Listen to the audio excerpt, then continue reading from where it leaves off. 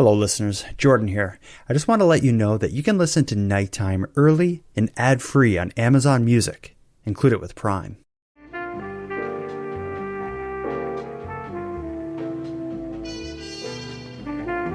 You are listening to Canadian Gothic, a series by the Nighttime Podcast.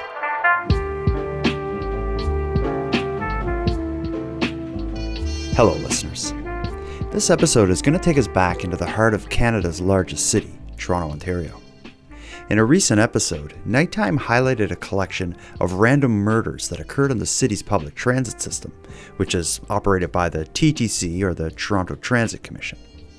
Well, as it turns out, in the weeks since the release of that episode, Toronto's public transit system has been in the news daily, if not multiple times a day, due to a seemingly endless series of violent events. I'm almost questioning if the Nighttime episode inadvertently put a curse on the whole system. It's that bad. Well, in this episode of Nighttime, I've invited Canadian crime content creator Madelayne Klein to rejoin the show and help us all get caught up in the recent chaos that has been playing out on Toronto's public transit system. So take your seat and let's get into it.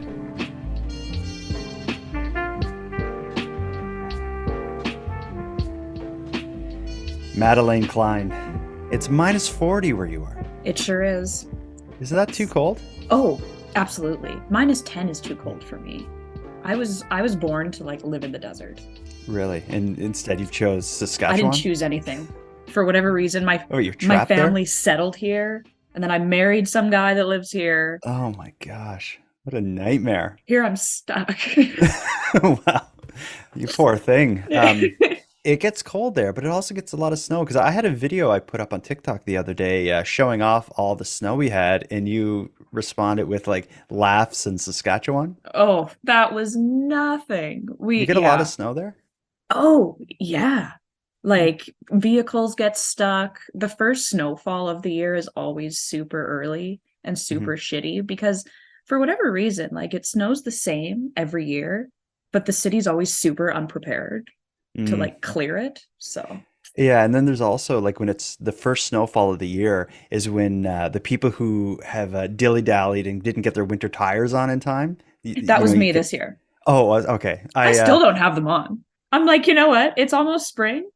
I'm good. I'm generally pretty early that I'll get them on, and we have all seasons for the summer. Then we have studded winter tires during the winter. So I'm I have traction when I drive.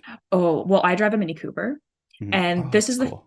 I just got new tires, so they're all season or all weather or whatever, so it's not too bad. But if I had my old tires on, there's no way that my car would be in one piece by this time in the season. Yeah. Well, let's get into it here. We've talked about the weather. We've talked about the differences in temperatures between our places, and we talked about our tires. But what we need to do next, before we get into the episode, is we need to address the controversy that you have cast over the show like a dark cloud as a result of something you said during the last episode we did about the Toronto Transit Commission and the problems on the TTC. Just to set the scene for you and for listeners, is the things that get said on the show that get a strong reaction from people, I cannot predict it at all. It's a random statement. Often it's a mispronunciation of a town, or maybe getting a year wrong gets a lot of people writing in to correct me. Or maybe a guest will say something controversial and I'll get a lot of emails about that. But when I say a lot, if I get 5 messages about an episode the next day after I release it, I would consider that a strong reaction to a certain topic. But with all that said, I don't recall in the 6 years of making this show that I've ever got as many messages and comments about a specific sentence as the one that you said, where you tried to explain to me what a roly-poly is. So what was said in the first TTC video episode we did, we played the video of the woman who was pushed onto the track and survived, and she described rolling out of the way like a roly-poly. I don't know how I got the strength, but I rolled like a roly-poly. I said, I don't know what that is. And you tell me again what you think, or what, at least what you thought a roly-poly was. Well, immediately when she said that, I got flashbacks of this show called Roly Poly Oly. Mhm. And it's like, yeah, like a robot family, and they're all spherical. I've done a bit of research on it. Roly Poly Oly is a children's television series about a little robot who is composed of several spheres and other three-dimensional and geometric shapes. Roly Poly Oly was broadcast from October 4th, 98 until April 28th of '04, but later reran on Disney Junior. Of all the emails I got from people telling me what she meant by Roly Poly, you're the only person I think who thought it had something to do with this children's show. He's roly-poly-oly. He's small and smart and round. And in the land of curves and curls, he's the swellest kid around. The swellest kid around.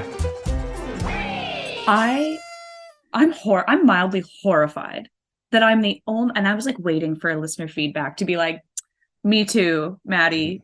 Didn't happen. Here's some feedback we got. I'm gonna play, and I got emails, I got voicemails, I got tagged in posts with pictures of various roly polies. But you don't need to feel too bad because the jury is out a bit. There are roly polies. I think, yeah, it's the TV show, and maybe that's what she meant when she rolled out of the way of the train. But there's really two main items people are referring to when they say roly poly. So here's the first Hey, one. what's up, Jordan? I was just listening to the Canadian Gothic episode and had a thought on the one segment where you're talking about the lady who got pushed into the tracks, and she was saying that she went all roly poly. Just my mind immediately went to when I was younger. I used to see these bugs, like these pill bugs. We used to call them roly polies or roll up bugs or potato bugs. It's like three different names for them. Where you just, it would curl in on itself and just, go into a ball. So that is honestly the thing that first came to mind is she just went into a freaking ball, hugged the side of the track, and tried to stay out of the way. Just a thought, and love the podcast, guys. Yep. I'm going to tell you what a little bit more about the bug. So he believes that the roly poly is a bug.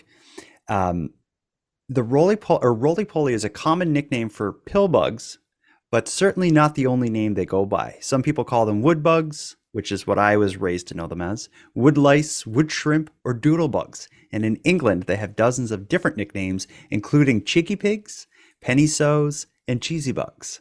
So roly polies in the bug world are like one of the most common bugs you see, and they look like little, I don't know what they look like. They I've look like never they're wearing, seen one before in my life.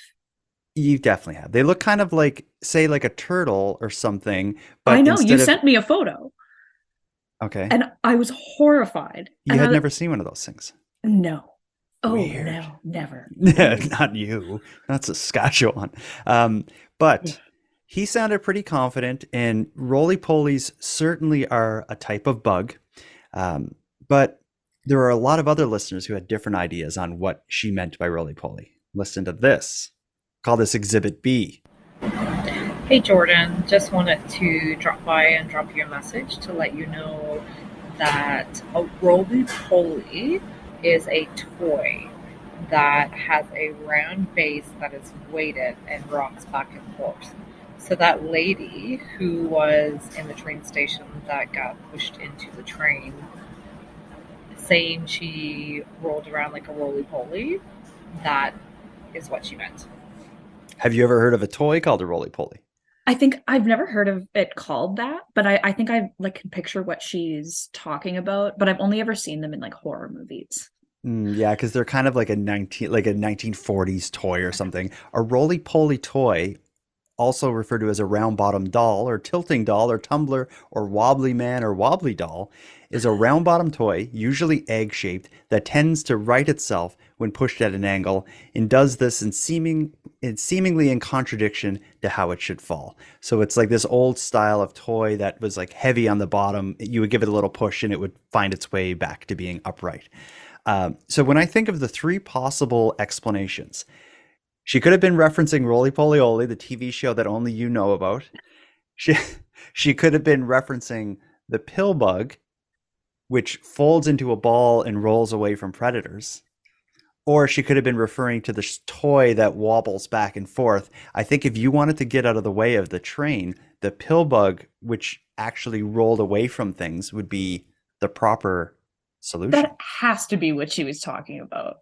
It has to be. It Like has to be. that's the only logical, and this goes against all of my better judgment, but that has to be the only logical answer.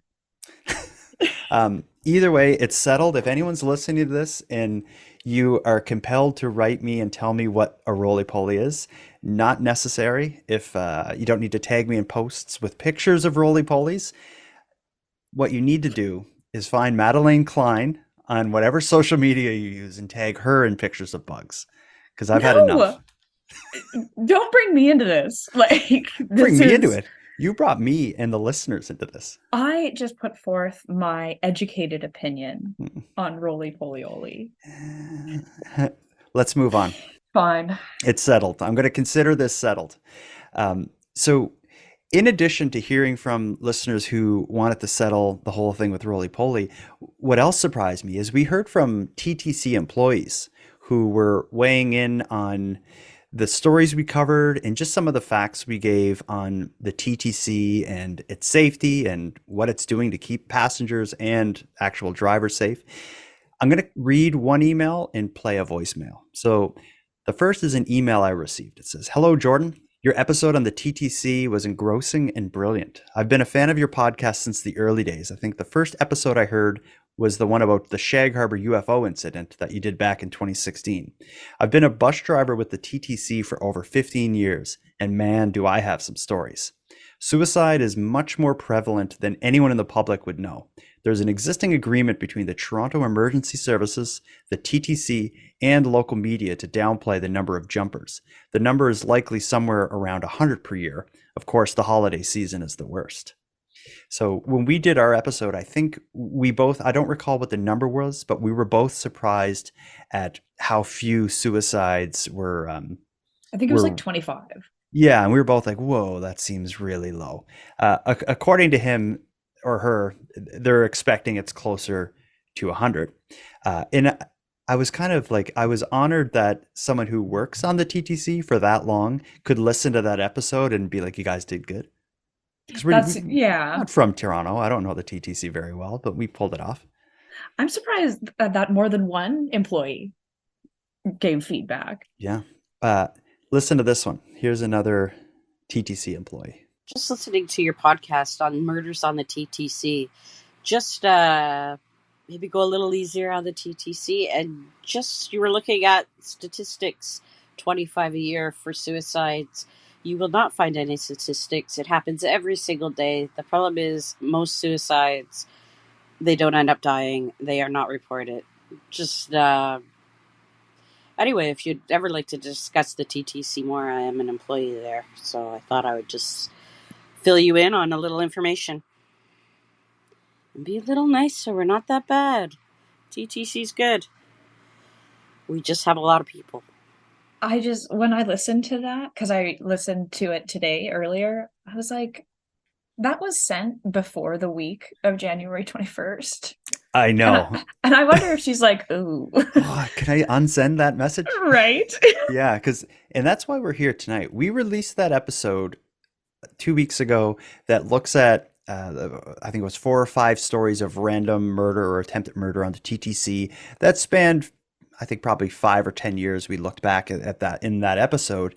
Since releasing that episode, it has been like, you cannot look on the news on CBC or any Canadian news without seeing a story about something horrific happening on the TTC. And it's immediately become a major issue in Toronto that the mayor, the premier, citizens, all media, that everybody's involved in the discussion now about safety on the TTC.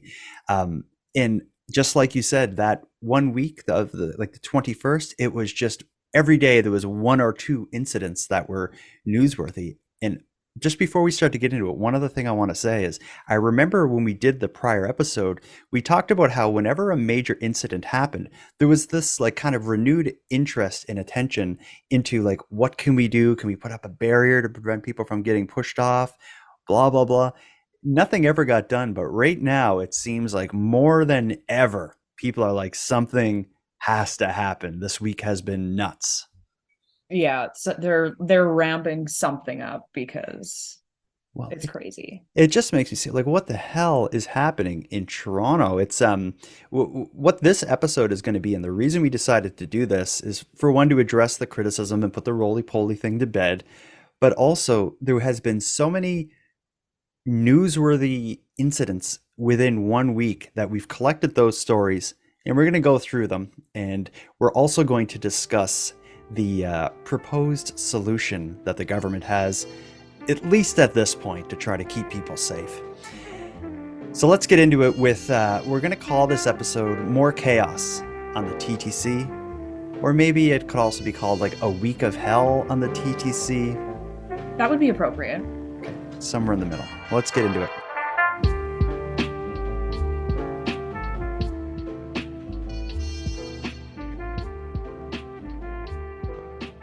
I'm going to look at this as from two points of view. One is going to be crimes against other fellow riders of the TTC, and then we're going to look at crimes against actual employees and drivers for the TTC. And again, if you missed the first episode, the TTC is the Toronto Transit Commission, which operates the public transit system in Canada's largest city, Toronto.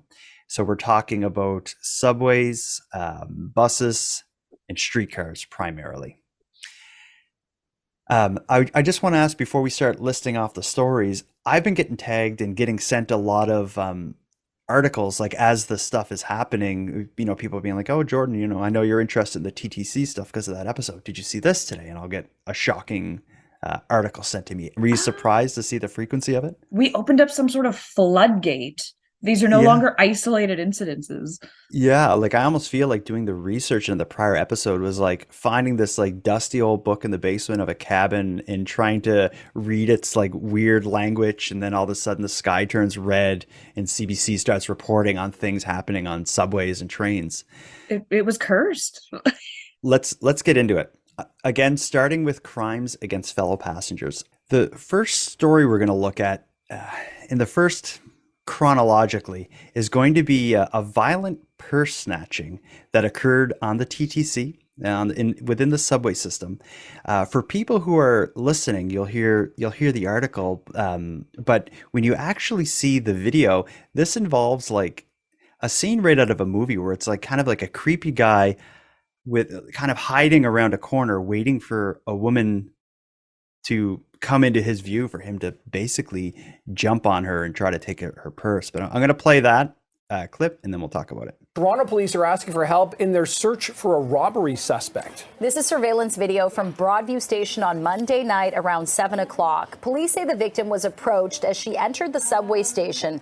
The suspect grabbed the victim's purse, causing her to fall down the stairs before taking off from the scene with her purse. Now, the suspect being described as 40 to 50 years old, around 5'6" tall, with short dark hair, a pale green jacket and beige pants. That's what he was wearing at the time.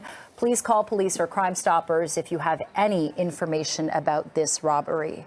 I think when you read about crime and stuff on a subway system, that's kind of what you expect, like kind of a robbery like that. But seeing the CCTV footage and seeing this woman getting like pulled to the ground, gripping on her purse, alone in this underground tunnel below a major city, that's horrifying. Like, have you ever fallen down the stairs in your house? I couldn't imagine falling down concrete stairs. Yeah, and especially like when you look at the concrete stairs in the TTC, they're all like wet and dirty, and the amount of like just like stuff on there, like I don't know. I wouldn't want to fall. I wouldn't want to touch anything down there. But he ends up getting away with her purse, and as far as I could tell, they still haven't found that guy yet. Oh no, I thought they did. Oh, okay. When I last looked, I think they were still looking for him, but maybe they did catch him. Yeah, 44-year-old McKinley Madelayne. Ah, prick. Yeah, and he's being charged with robbery, failure to comply with judicial release, and failure to comply with a probation order. Oh, a failure to abide by judicial release. I wonder if that was like he was in trouble before and got out with a condition to not, do anything wrong. For And sure. Well, because he was clearly on probation too. He violated a probation yeah, order. and here he is in the So, subway grabbing people. I don't carry a purse with me. But I'm guessing on occasion you do. Have you ever had a situation where you thought someone was trying to grab it? never. I actually don't carry a purse. Okay. I used to, but they're such junk collectors. So Yeah. I roll with almost nothing. It's like carrying a small junk drawer with you, right? It Junk drawer in a is. nice leather bag. It just collects. So, but no, and like even when I went to Europe and I kept everything in my hands at all times because I was so scared of losing things or like getting mugged. Yeah. So, no, I don't have a story. I have I carry, well, now I have my cell phone has like a spot where I can put my like debit card and stuff in it, my ID, so it's like I just have my phone on me. But I used to carry a wallet, and I would never keep it in my back pocket. I always kept it in my front pocket, and I felt like it was a bit safer there because I have this thing about like Totally. worrying that someone's gonna like grab it or something like that. Seeing that news clip and watching that video, I think reinforces the need to watch yourself when you're down there. Well, and Um, that might be, growing up as a woman. I was taught when you're walking alone, walk with your keys between your fingers, and maybe, the less to grab, the better. Travel hmm. light, you know? Keys in your fingers, like why? So someone doesn't key your fingers, grab your keys, or so that you can fight back and stab them in the eye Oh, with your keys. oh yeah, so you've never heard that before? Oh no, I just didn't know where you're going. I know you're hardcore, but are you like Uh, stab people in the eye with keys hardcore? totally. Okay. A defense mechanism for sure. Oh yeah, Yeah. from as long as I can remember, my mom taught me to when I'm To- walking alone to walk with my keys in between my fingers. that's a fine idea. I used to just carry a knife. Well, I'm from Cape Breton. We're extra hardcore. I was gonna say, you're from the Maritimes. But it You're wasn't like people. I was more worried like a coyote is going to come out of the woods and I'm going to have to like fight a dog in the woods or something. Oh, no, I've always been more scared of people. Okay, yeah. Um, you would be scared of people if you knew what happened to another woman on a subway the day after this. So we had this incident, which is, theft, a crime, with an assault, being pulled down the stairs and stuff. But the following day, January 24th, the TTC was in the news again, but this time it was for one of those random, seemingly unprovoked, violent incidents that could very easily been the kind of story that ended up in our last episode. Here's what happened on the 24th. Seems like every day now we're hearing of yet another violent incident on the TTC. And this is a live look now of the scene of today's terrifying incident. A suspect now in police custody after a stabbing on a TTC streetcar, which they've now removed from the scene here. Police say it happened right around 2 p.m. this afternoon. When officers arrived on scene, they say they found a woman in her 20s suffering from multiple stab wounds to her head and face. She was rushed to hospital where she's now in stable condition with non-life-threatening injuries. Police say the suspect, a woman in her 40s, was arrested at the scene and has since been charged with 1 count of aggravated assault. A knife was also recovered at the scene. Police say at this point, initial reports indicate the victim and the suspect were not known to each other, but that will be confirmed through further investigation. Now, today's incident follows a troubling spate of violence on the TTC in recent weeks and days, an issue that's raising some serious concerns among transit riders. It's making me not feel safe as a young adult in their early 20s. Like, this is crazy and ridiculous. Like, I don't feel safe anymore. It's becoming unsurprising, and I don't want to live in a city where violence is normalized. I think that, it is the job of our municipal government to really consider how to make citizens safer. We're aware that there are ongoing issues with safety with the TTC, and this has been raised a number of times. Toronto Police is working in conjunction with the city to address these safety issues and with Toronto Transit. We are working to increase our presence on the system. Now, police are asking anyone who was present on the streetcar at the time of today's incident who hasn't already contacted them or spoken to them to contact 14 Division. Getting stabbed on a streetcar by what appears to be a stranger is pretty horrific. Luckily, as you hear in the article there, she was taken to hospital, and I think they did say that it wasn't expected to be life-threatening, but looking at some photos that I've seen of the scene after it, there was a tremendous amount of blood in that streetcar. It's pretty horrific. And like she was attacked in her head and face. Like Yeah. that's horrifying. Yeah. Yeah, that's true. That's you get when you think of getting stabbed, I'm thinking of getting a knife in like my stomach or something, which is Right. brutal, but like head and face is Like she's lucky she didn't lose an eye or yeah. something. Or well, Yeah. I'm sure there's going to be life-altering injuries, at least just the physical, like a scar on your face, years later, is still going to change your life. But I think the biggest damage that will likely happen to someone when you survive a random assault with someone on a bus trying to stab your face and head is just, the fear of it. But, in the future. But in this case, like with what we heard so far in that article, they were still looking for more information. It was expected to possibly be random. We get a much better look at what happened on that streetcar because the victim, only days later, gave an interview to Global News. And I'm going to play that in a moment, but just something to be said about it is the way they did the interview. She has her head or the back of her head to the camera. So you don't see her face. You just kind of see a bit of her hair, like from the back or whatever. So you can't identify her. So you don't get a sense of how injured she is, but I'm thinking she's at least like traumatized enough that she doesn't even want her face on the news. But here's what she had to say about what happened. And it's certainly concerning.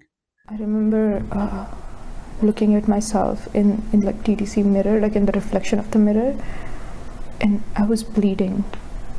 My entire face was with blood. This is the 23-year-old woman who was stabbed on Tuesday while riding the Spadina streetcar.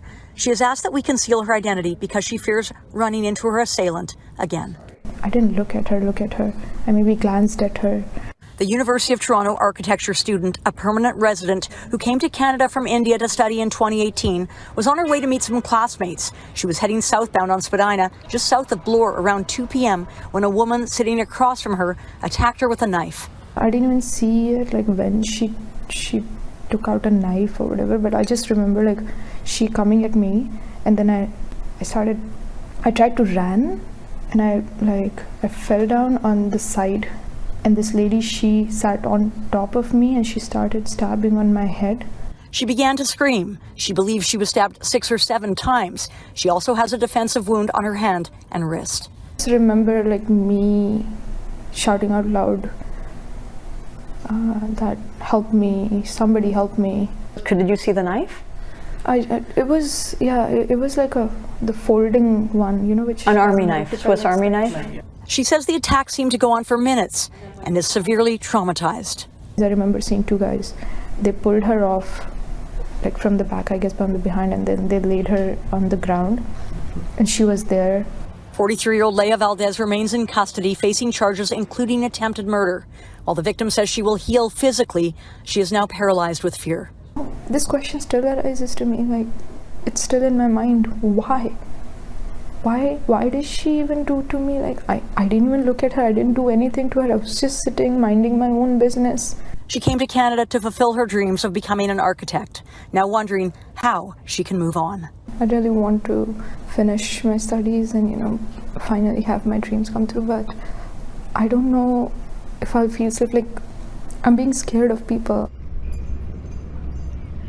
And the victim says a police officer called her to see how she was doing. She says that officer said she had seen the surveillance video from aboard the streetcar and said it was very, very lucky that she survived. For now, this woman, this U of T student, says she is unable to complete and return to her studies, though that's why she is here in Canada. That was her dream. And she says it is doubtful she will ever be able to ride the TTC again. Tracy. Understandably so scared, Catherine, but she's very strong for sharing her story tonight. Thank you for that, Kath. When you see the woman in that news clip, she's just a tiny little thing, would have a very hard time defending herself by a lunatic with a knife. I feel horrible for her. You hear in her voice and in her words that it doesn't seem to be anything that has any kind of motive whatsoever. It's not like they exchanged words or anything. It seems like someone just jumped on her. She's rattled, and for good reason, because that's nightmare fuel. Just minding your own business and being attacked anyway. Yeah, absolutely. And then and viciously attacked. Right. Yeah. I wonder, like, they arrested the 43-year-old woman who did it on the scene? Like, did she just stand around afterwards? Like, it kind of makes me think, we don't know where this will go, but I'm expecting it's going to be some kind of a mental health thing or something. I'm thinking if it was Well, two like, men and pulled her off. maybe they held her. I imagine someone held her until police got there or something. Or maybe she just laid there. Who knows? Yeah, who knows? I just think like if you were going to do that to someone, I think like your next step would be like, I got to get the hell out of Like here bail, yeah. because you're not supposed to do this. But honestly, she's lucky to be alive. All it would take is one of those stabs that went into her head or her face, just hitting her in the neck or something, and she'd be done. And Yeah. like during that news clip, there's one spot where the camera was kind of looking over her head, and you could see like a big slice on her scalp. Like it was pretty brutal. Well, and in the article I read, they said, they rushed her to hospital and everything, and she spent time in the operating room. Like she had to get surgery. Yeah, well, you see on her So, hand and her wrist where she had defensive wounds, there was a bunch of stitches. So like there would have been that. What looked like the cut that I saw on her scalp, it looks like some of the hair was maybe shaved and it was probably to stitch it up. But yeah, or this is staple it someone or like something. she got cut up a bunch Yeah, in the this middle of the was day by a stranger on the TTC. And were it not for a couple people on the bus who stepped up and took that person down, this very easily could have been a different ending. Oh yeah. Even if she had, better, for lack of a better word, better aim. Like this could have ended with Yeah. only one stab. Yeah, absolutely. Yeah. Or better aim, or even worse aim. You miss and it ends up in someone's neck. Like, Right, it's gross to exactly. think about, but it's just if you're stabbing someone, whether you intend to or not, you can very, very easily end up killing them. And she's lucky to be alive. Just like it seems like the police said when they spoke to her as well. We saw the footage, and you're lucky. Ugh. What we're going to move on to next is some stories about drivers and TTC employees being attacked, because in this 1 week of chaos on the TTC, several employees were also involved in these bizarre incidents. But before we do, I have another voice memo I want to share from a listener who wants to let us know about something that happened to them on the TTC.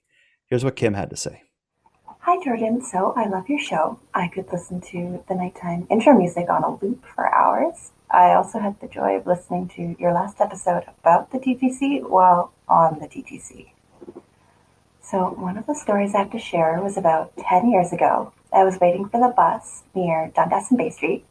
I had a bag of heavy textbooks.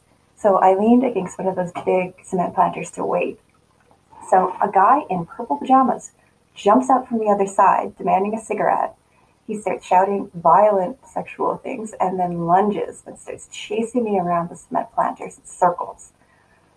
While this was happening, half a dozen other commuters all stood there in a neat line and watched. They were like a silent panel.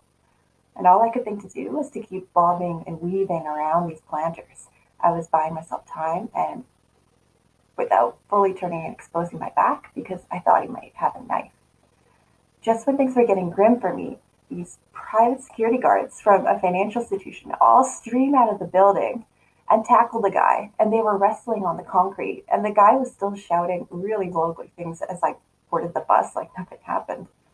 I vividly remember sitting on that bus and the bystanders' looks of shame, particularly the adult men, when they realized I had just been a fellow commuter like they were when this happened. I think because of how I dressed at the time and how I was waiting slightly apart, it was easier for them to assume that I knew the guy or had provoked him in some way. Society has become a bit more aware since then, but whenever I see shenanigans on public transit, I always remember that experience when I was younger. When we see a bad situation, it's often our first instinct to make up a silly rationalization, and we do that to distance ourselves from it. So I have a tip. If listeners don't already know this, the TTC has emergency power cut cabinets on either side of each platform if someone falls on the tracks. And above all, don't ever hesitate to call for help. We can't always afford to stand around and hope somebody bigger or stronger will intervene, and we each have to commit to being an active bystander. Don't be like that silent panel of dorks. Thank you for listening to my story, and I hope your listeners stay warm, safe, and sufficiently wary. I love her. Yeah. Warm, safe, and sufficiently weary. She had like a sign off, I guess is the right word. But what she describes, I have some thoughts on this. This idea that she describes it as like the silent panel that is watching on. It's awful, like to think of being involved, like being attacked or something, and just seeing people just like sitting around watching. And nowadays, like they'd all have their phones up, filming you and stuff.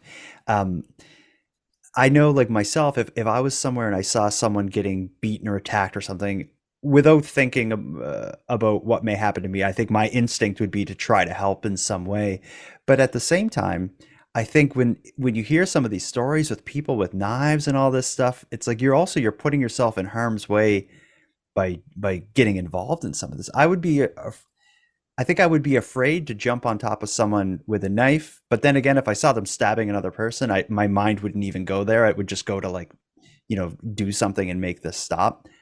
So it's kind of a loaded idea, but I think whether it's on the TTC or anywhere, I don't think we can just let things happen to people as humans. No, God, no. Just being a bystander and not doing anything is like the worst thing you can do. By the time I was in high school. Second to watching and filming, not doing anything. Right, exactly. But in almost all of the stories we've talked about in this series about the TTC, almost all of them have random people witnessing it, and in most cases have random people, like strangers, bystanders, getting involved, trying to prevent it from happening. The story we just talked about with the stabbing, I will say the people who pulled that woman, the 43-year-old woman, off of the victim saved her life, certainly. Absolutely. But then remember, and especially like with the random incidents, the bystanders also have to like figure out what just happened and like gauge the situation and figure out what to do. Yeah. Because it's random to them too. Like they also, like prepared. You got your headphones on and you hear a rattle and you take your headphones off, like what is happening? And you see this going on. It's like you need a second to be like, wait, what is happening? And right, that's kind exactly. of what Kim, I think in the voicemail that she sent there, she kind of described that, like people probably like may have thought like I was with him and like I got in a fight with my boyfriend or something, but she's like, they no, were trying to justify it somehow. Yeah, like no, that was just a complete nut that could have grabbed you but grabbed me instead. With B, she ended with like, be sufficiently weary. Yeah, I think like these stories in this episode, this series has taught me, on public transit, whether it's in Toronto or anywhere else, you got to look out for yourself, look out for each other. Just keep your eyes on things. If you see something, say something.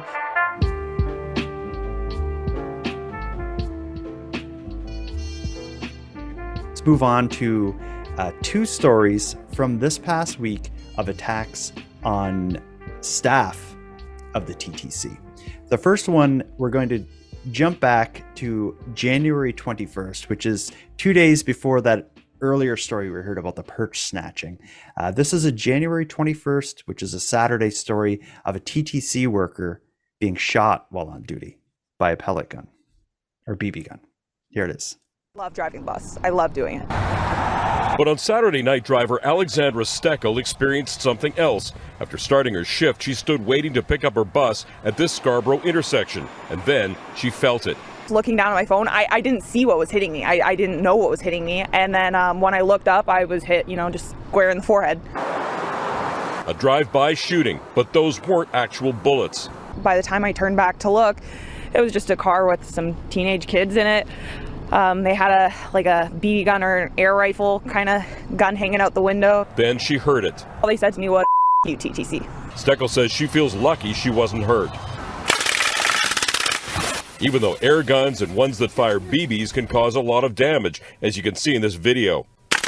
With TTC operator safety issues growing last summer, Steckel wrote Mayor John Tory expressing concern. She says she got no response. But on Monday, she wrote another letter to the mayor and got an answer. Steckel also says she heard from TTC head Rick Leary, who wants a meeting, and she got a call of concern from Toronto's new chief of police. Making the system safer for operators is something within reach, she says, by providing more security at stations and doing something about uniforms. But when I put on that uniform, suddenly I'm, a lot of people's worst enemy, right?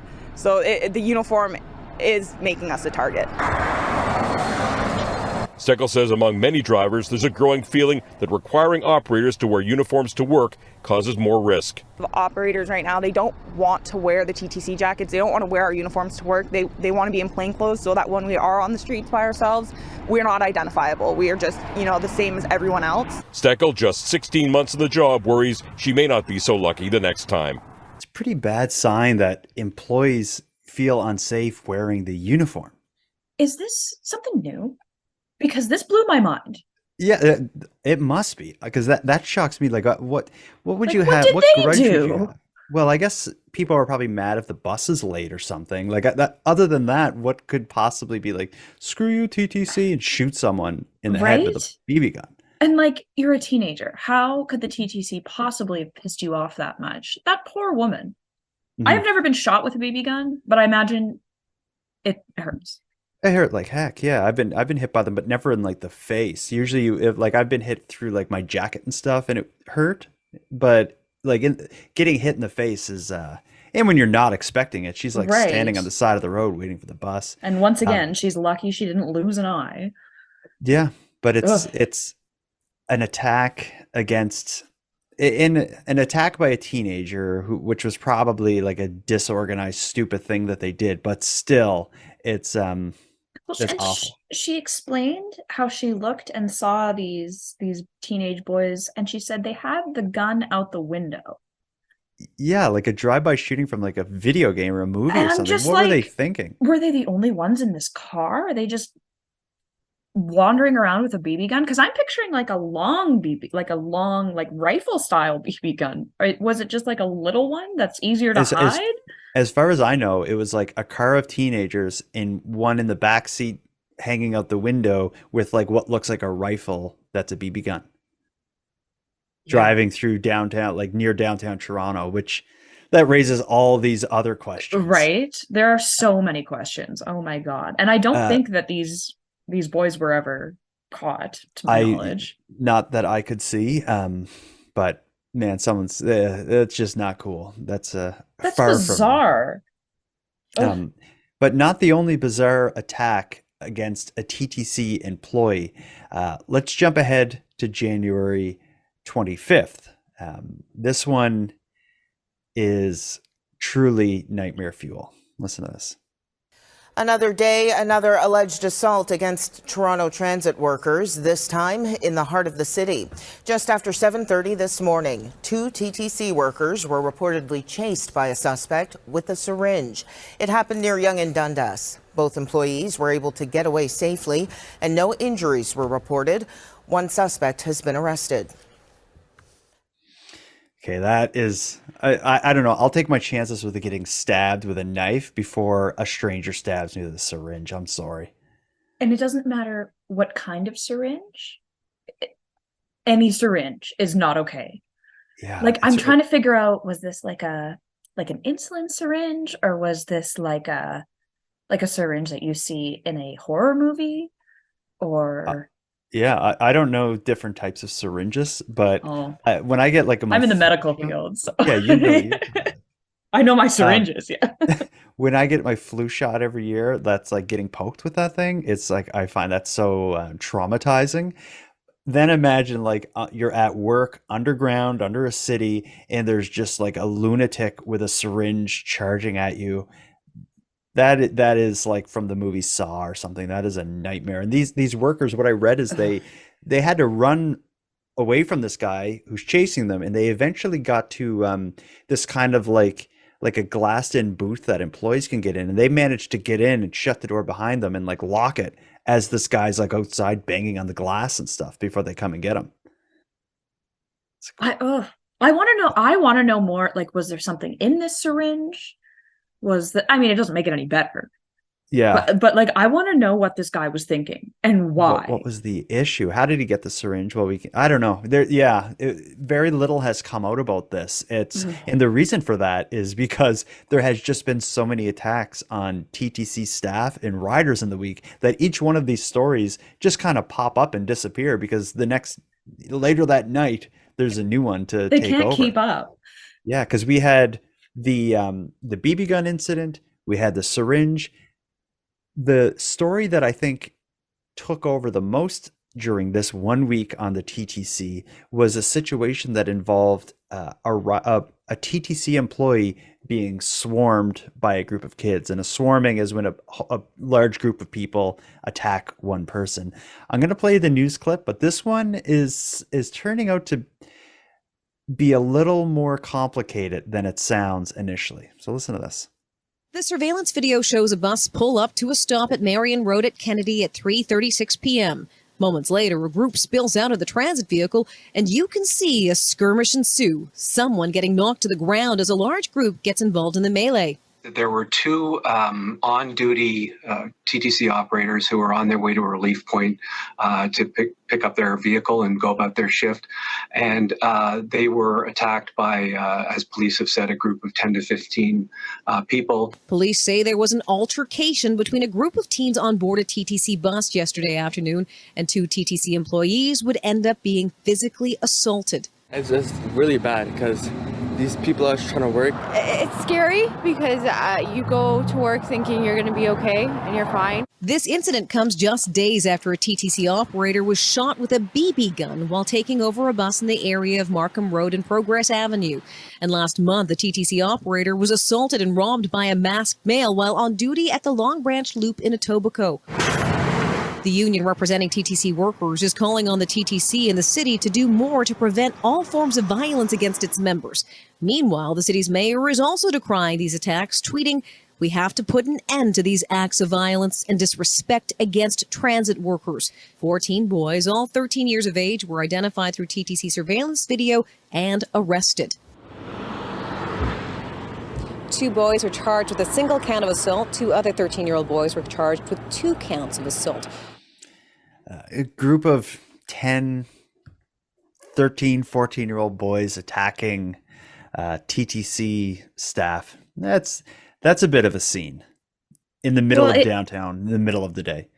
It happened 3 days prior. Yeah, Why do you sound so surprised? Well, and it also, like, not necessarily relevant to the TTC, but if you follow crime news in Toronto, just before Christmas, I think, or maybe it was just after Christmas, there was like a large group of like 13 or 14-year-old girls who were arrested for, I think, beating a homeless man to death. And they eventually got caught, but before they beat the homeless man to death, they were actually causing trouble on the TTC. They eventually leave the TTC and they killed someone above ground, which is why it didn't make it into our prior episode. But this is a bit of a thing. But in this specific case, with this swarming of the TTC staff, the initial video that came out was shot from across the street. And what you see is 2 staff members outside of the bus with a large group of kids around them, and they're all kind of like pushing and screaming, and then they end up on the ground all fighting.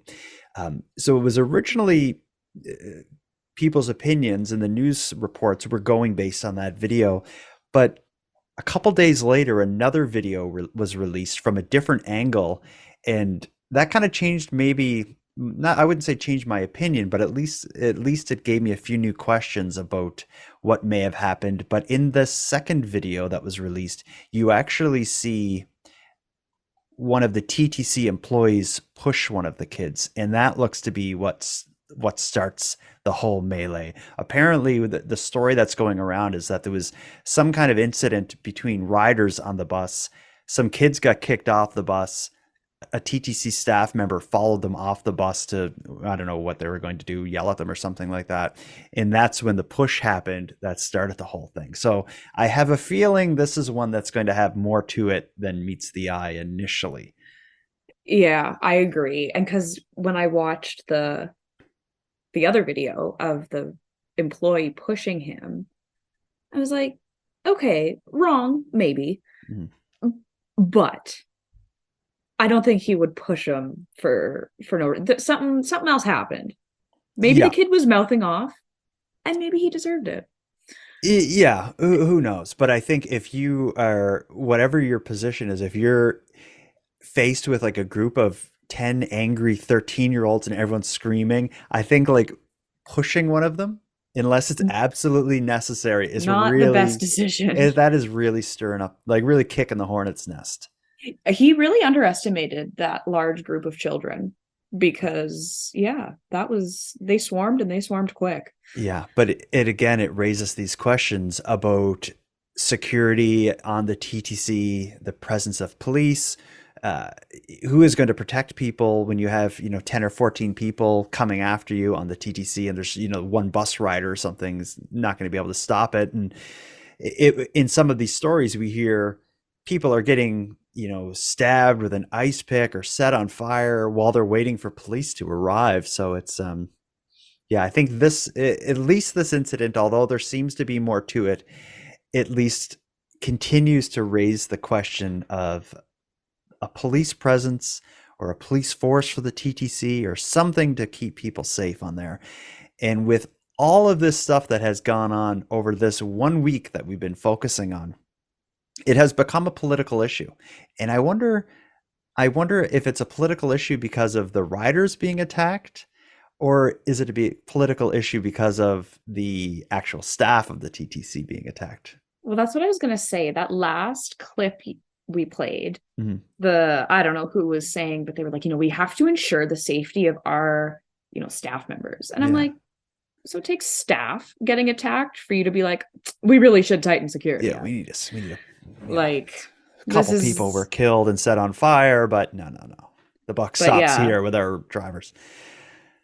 That's what I took from it. Well, the way I see it is, if some people, so the riders need to get where they got to go. So they may be uncomfortable on the TTC, but they're still going to get on and pay their fee to ride the bus. Maybe some of them will choose to walk or get an Uber instead, but I would say very few. Like, so if riders are in this economy, yeah, good point. No one's getting an Uber. Yeah. So riders being unhappy on the TTC doesn't change them paying the TTC to get on.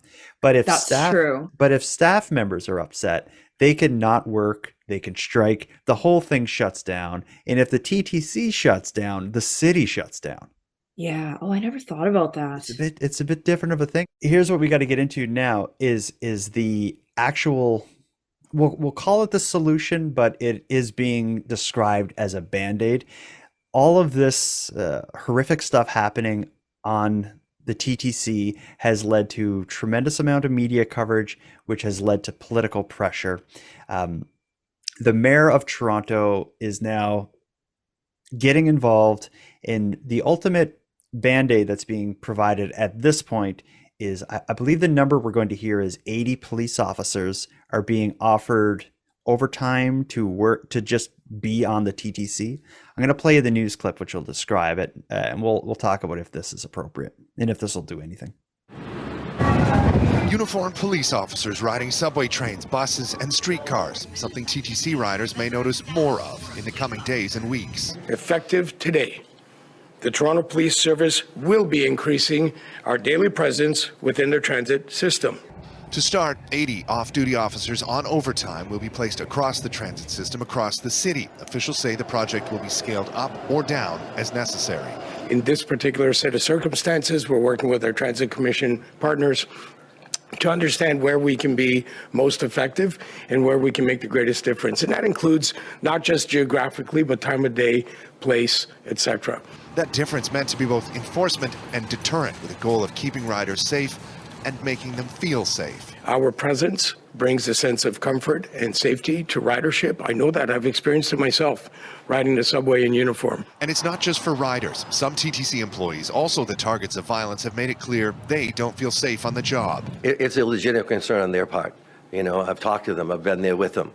These are concerns that resonate in me as well. All these events happening are called random, but it's not a matter of if, it's when. There's an act of violence happening in transit right now. The head of the union representing transit workers in Toronto calls today's announcement a start. But I think we're taking care of the symptom as opposed to the root causes. Some of the issues that are happening right now in transit include the underhoused, mental illness in the system. Toronto's mayor, who again today defended his nearly $50 million budget increase for police, says the city is also making major investments in the root causes that have led to some of the current issues. The idea is to do the right thing, have the right resources in place to make sure that we can keep people safe and have them feel safe and address their security concerns, whether it's on the streets or in the transit system, and that's exactly what we'll do. There are a number of unanswered questions here, including if this will actually work. Remember, there are hundreds of thousands of TTC riders every day, hundreds of routes, dozens of stations, and only 80 officers being put out there to start. So as we just heard there, 80 officers being assigned to the TTC, being paid overtime. So it's a considerable amount of money, but I'm thinking 80 officers on a system that moves just under 2 million people a day. That's a very small band-aid being put on this issue. What are the chances that one of those police officers, and they probably travel in pairs, what are the chances that one of them happened to be on the actual car or bus or whatever that this incident happens? I think this is the biggest waste of money. It's surely just good the God. illusion of security. Like, you may see one and you may feel better. If someone starts Maybe. stabbing you, they'll be there in 17 minutes at least. Yeah. Hopefully At your head is least. still on. Yeah, well, Right. when you get on a subway, the subway is a big long train made of individual cars. What are the chances that there's a cop on the train you're on, let alone on the car you're on? If someone's stabbing me in car 34 and the cop got to come all the way down from car number 2, hopefully there's a bystander who's able to pull, the knife wielding maniac off of me. But It's just, yeah, I don't know. they have to do something. So they're like, we'll do 80 cops. And like on overtime, no less. Mm-hmm. And like I don't want to get onto this tangent because that's a whole other thing. Oh, are we going to talk about defunding police? Oh yeah. I'm that kind of gal. So Okay. Let's not get political. That's a political statement. What if 80 cops being paid overtime? I wonder what that would translate just into just security guards or something. Because it's not like you need Right. a cop who knows the law. All I would want on there is someone with a taser or something. And that's what I was thinking. Like I was bouncers. like, cops seem like such an overkill.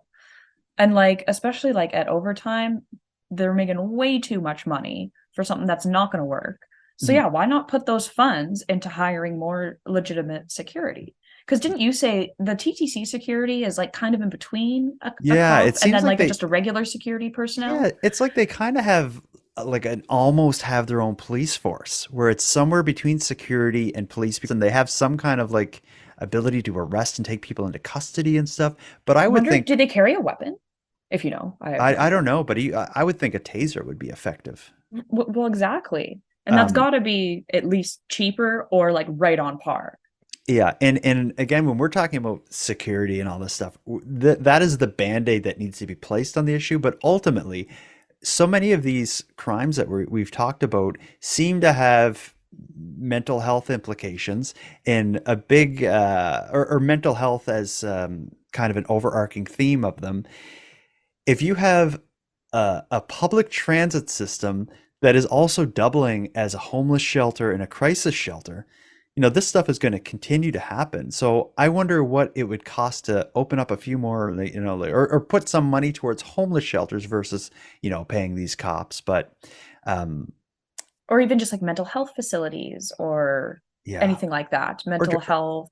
or just spread it clinics. up among all of it, and still with with a significant investment in security. But I think that's something the TTC should have and needs to have. If you're going to move just under 2 million people through the city each day, you can't just have it be this self-serve train flying around underground. There needs to be Well, and what would be a feasible solution? Because it's not like you can get airport security to enter the subway. Yeah, that's true, because it needs You to know? be fast and efficient, and it also needs to be priced at a way that everyone can afford it. So it's not like Right. they can't make up all that much of it through the fees. Some people may say they should just raise the fees 25% and whatever. But Yeah, that's that's an also issue. not the solution. It's a complicated problem. Totally. Yeah. It's certainly, for whatever reason, just rearing its ugly head in Toronto ever And since we especially released that lately. episode. Yeah, it's Yeah. nuts. Well, I've talked to a few people in Toronto, including my best friend Randy, who I've described as the TTC's biggest fan. Is he listening? I'm sure he is, but he's down. Actually, he probably shut this off. I was just gonna say he's gonna share it and be like fake news. Yeah. Well, what he says is that and what others I've spoke to have said is that the TTC is a different beast during the winter because it really becomes somewhere that the unhoused and mentally ill who should have other resources, they go underground and get onto the TCC where it's warm. And that kind of makes sense. And is it 24 hours, the TTC? I believe so. Yeah, it's complicated. I hope that 80 police officers somehow are able to at least make some people feel safe, but I don't know if feeling safe is even important at this point. No, feeling safe and being safe are two very different things. Yep, certainly. And, if you're amongst a crowd of, I don't know, 3,000 people getting onto a train and there's one cop, I'm like, is he going to be able to help me? Exactly, yeah. Yeah. Well, lots of people also don't trust cops. So we live in a complicated world, and we live during an awful time. That puts it really perfectly. Short and sweet, but right to the point. Yeah.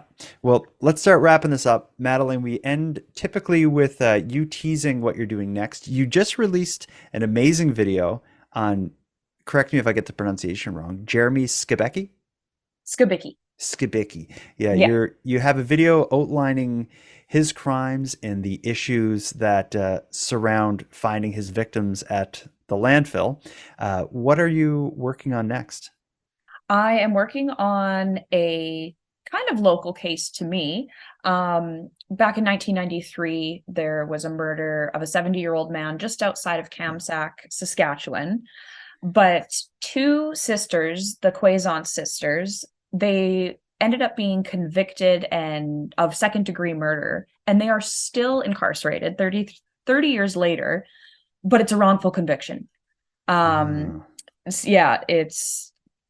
they were also with their cousin who was underage at the time, and he actually admitted to killing this man, and he's admitted many times, but they're still incarcerated.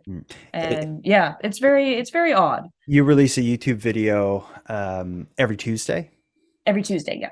Okay. And people want to find you there. You're Madelayne Klein. Madelayne Klein, all one word. Well, we'll start wrapping it up. Anything else you want to tease or talk about before we go? Or anything you want to say for people who are going to ride the TTC? What did our listener Kim say? I liked what she said. Yeah, she said... something about being weary. And be sufficiently weary. Sufficiently weary. I love that. Yeah. I think it was I don't remember her exact words, but it was like, be happy, stay safe, and stay warm. Yeah. And I hope the listeners stay warm, safe, and sufficiently weary.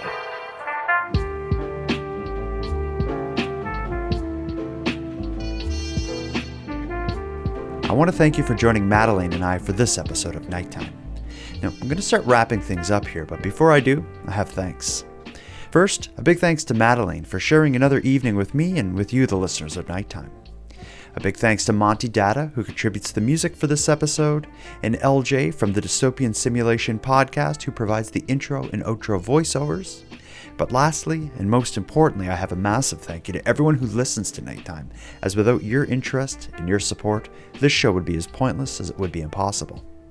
Now, on the topic of support, let me thank the newest subscribers to the premium feed.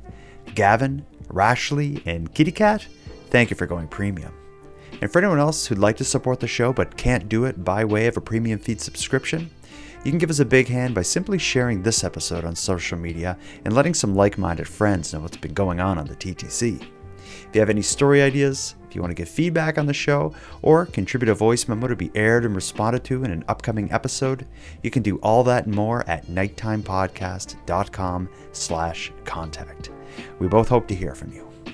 But until then, take care of each other, hug your loved ones tight, and stay sufficiently weary. The Nighttime Podcast is written, hosted, and produced by Jordan Bonaparte.